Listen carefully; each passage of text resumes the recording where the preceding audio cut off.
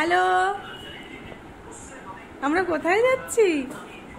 কোথায় যাচ্ছি আমরা? কোথায় যাচ্ছি? কোথায় যাচ্ছি?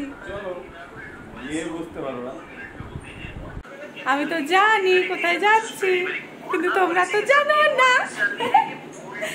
তো তোমাদের সাথে শেয়ার করবো আমরা এখন কোথায় যাচ্ছি, কেন যাচ্ছি। তো তোমরা দেখতে থাকো। আজকে আমি সেই খুশি, খুব খুশি। সেই জন্য তো এত গরমে আমি 32 পাটি দাঁত বের করে হাসছি। চলো এবার যাই। বাইরের রোদটা দেখো একবার, দেখছো? কলকাতা আর জলপাইগুড়ির মধ্যে এমন কিছু পার্থক্য নাই এখন আর। বাপরে। আর বড় লালটু এখানে দেখো, এই রোদের মধ্যে এই শেডের তলে ও আরাম করে। ওদেরও তো কষ্ট হয় না গরমে।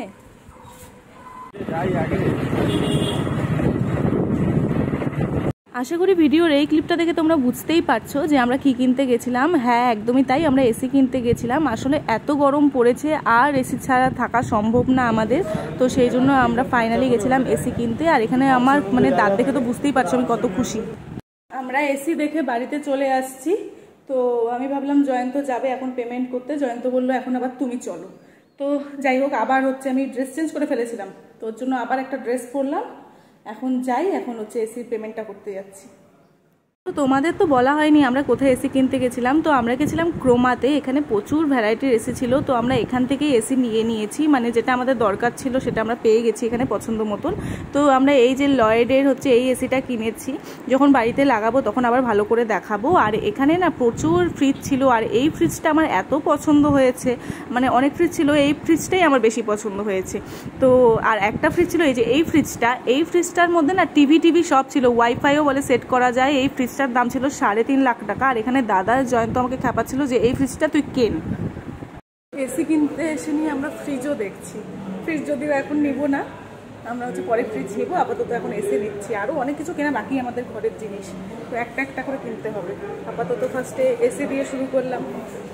তো এখানে আমাদের হচ্ছে বিল হচ্ছিল, আর আমি তো খুব খুশি, আমার সাথে সাথে জয়ন্তও ভীষণ খুশি ছিল।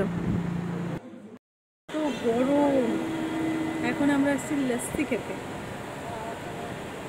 তো দাদা আর জয়ন্ত খেয়েছে সুইট লস্যি, আর আমি খেয়েছি ভার্জিন মজিতো। তো আমার ওটাই ভালো লাগছিল, সুইট লস্যি জয়ন্তর থেকে একটু টেস্ট করেছিলাম। আমরা হলো বাড়িতে চলে আসছি। কেমন করলো দেখলা, কালকের থেকে আর এমন করতে পারবা না। তো আমরা হলো বাড়িতে চলে আসছি। এসি হচ্ছে আমাদের পেমেন্ট করা হয়ে গেছে। এসি আমাদের বিকালবেলা হচ্ছে ডেলিভারি হবে, আর আজকে ওরা সেট করে দিতে পারবে না বললো, কারণ হচ্ছে ওরা অন্য জায়গায় কাজ করছে। তো সেই জন্য কালকে আমাদের এসি লাগে। সেম ডে ফিক্স করার ওদের পলিসিও নেই, সেম ডে ডেলিভারি দিবে, সেম ডে ওরা ইয়ে করে দেয় না, মানে সেট করে দেয় না।